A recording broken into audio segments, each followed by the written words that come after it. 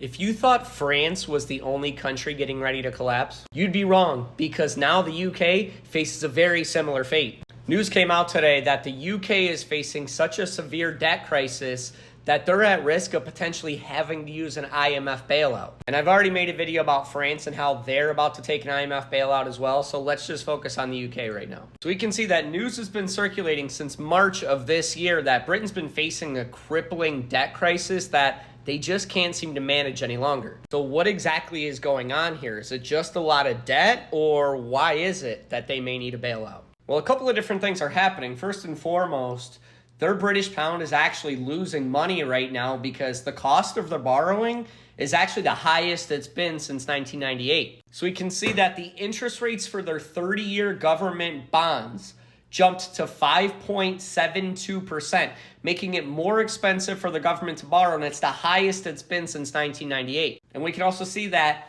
as the bond market interest rates jumped, the pound fell by more than 1% against the US dollar. And here's where all of this becomes a big problem. The British government wants to borrow money at a high interest rate, but at the same time, the money that they're going to pay back is also losing value by 1%.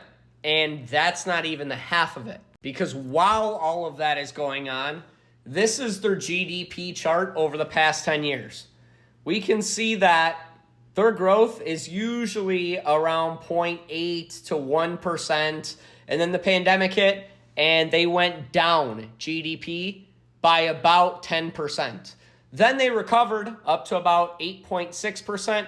But now they're hovering back around 1.1%. So basically the economy isn't growing enough to justify borrowing at 5.72%. But they have to borrow because that's part of the plan of the country in order to grow GDP.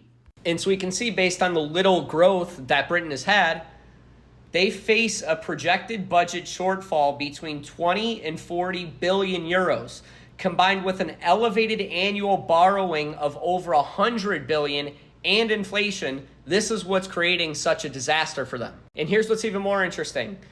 The UK's overall tax burden, or the share of national income taken in taxes, is already at its highest level since the 40s. And so we can see that because taxes are already historically high, the government has very little room to raise more revenue without sparking public or political backlash. And so you have a need for cash in Britain mixed with high interest rates, high debt, and the inability to raise more revenue. And so, similar to France, Britain too may very well be headed for an IMF bailout.